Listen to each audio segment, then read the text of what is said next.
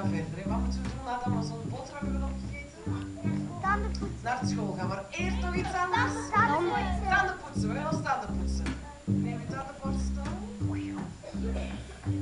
Tanden poetsen, schoenen aan. Klaar om naar school te gaan.